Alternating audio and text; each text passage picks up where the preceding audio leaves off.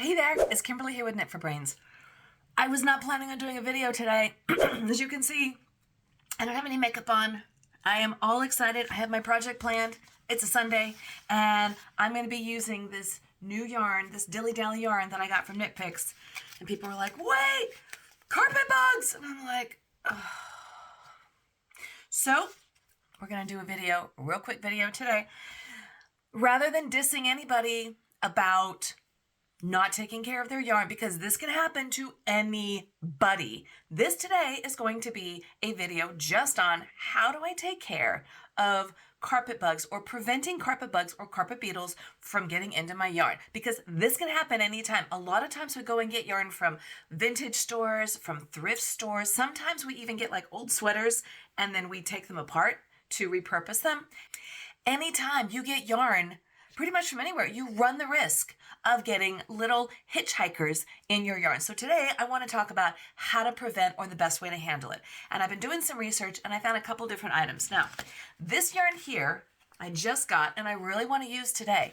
The two best ways that I found to get rid of not only the beetles but also the larvae is extreme temperatures, either extreme heat or extreme cold. So what I'm going to do with this, because I really want to use this today, is I'm going to put this in my oven. I'm taking off the yarn labels, the paper labels, and I'm going to put it in my oven.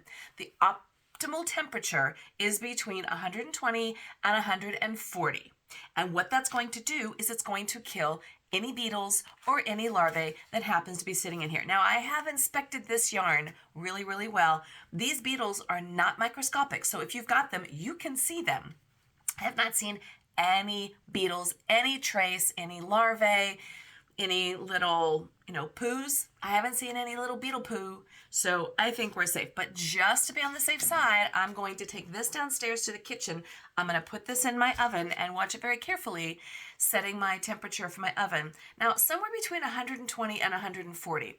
My keep warm temperature on my oven is set at 90, and the lowest temperature that I can put on my oven is 175. So that's going to be a little tricky. I just don't want my yarn to burn up. Now, the other problem is while we were gone,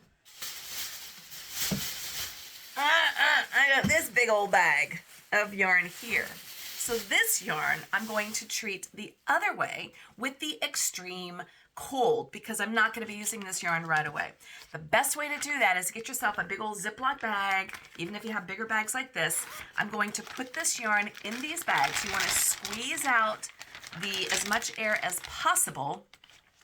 And I'm going to stick it into the the far, far back of my freezer. If you have like a deep chest freezer, that's probably going to be the best option. I do have one, but it's actually not set at the coldest temperature. So I'm going to put it in the back of my freezer. You want to leave the yarn in there for as long as you can. Now, I've read anything from like 24 hours to a couple of days. I'm going to go with the 24 hours. You do the deep freeze for 24 hours. I'm going to take the yarn out. I'm going to let it thaw at room temperature, and then I'm going to put it back in the freezer. Okay, why? Let me explain.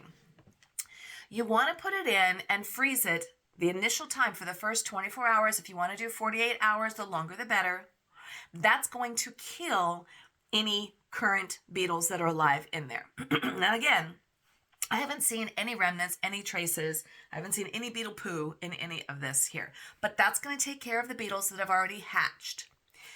There's also, where there's beetles, there's probably larvae or eggs. So when you take it out and you let it thaw, that is going to let those eggs and those larvae hatch and come alive. So then you're going to have a new set of beetles. That's why you want to put it back in the freezer and kill those guys.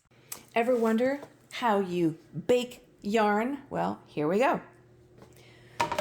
Now my oven only goes to 175. That is the lowest. So I'm gonna have to sit here and watch it and make sure it doesn't catch on fire. The optimal temperature is between 120 and 140. So I'm gonna have to watch it very carefully. Meanwhile, while my yarn is baking inside, I am putting this yarn in the freezer to chill for about 2 days. You can do it for 24 hours, take it out, thaw it at room temperature, and then put it back in to kill any little hitchhikers. I'm probably going to leave this in here for just a few days. When it's all said and done, I am doing a preventative treatment, which means I haven't seen anything, but just in case, I'm going to do this. And this is really good practice, even if we're not talking about this specific yarn, but maybe, again, you got something from a thrift store, or maybe you've had yarn, somewhere in a long, this is like moths. As good practice, and this is something I've always done, is I get little sachets of lavender and or cedar blocks. And actually, I do both. I have cedar blocks, I have cedar chips, and I have lots and lots of lavender. Number one, I just like the way it smells. Both of them smell really good. I treat my yarn like I would treat my wool sweaters or my cashmere sweaters, where I know that little moths love to get in there and have their little afternoon snacks. So what I do is I get bags of this from Amazon or something like this, and you'll find that I always stash it in my little yarn spots, or I take these little cedar blocks and then I stash it all throughout my yarn. And I just do that as a practice forever and ever, amen. I've always done it. See, here, throughout my yarns, I'm just going to have these yummy little sachets of lavender that I just stick up and around in all of my yarn. And that way I know that any little critters that can be lurking around, for some reason, they don't like the smell of lavender. I love the smell of lavender, but they don't particularly.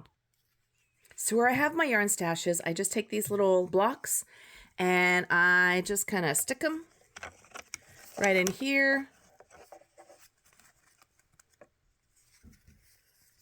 And I like to keep my yarn in plastic bags because honestly, even this yarn that's sitting all in here and all this yarn over in there, little bugs can get in there at any time. So this is something that you just kind of have to deal with.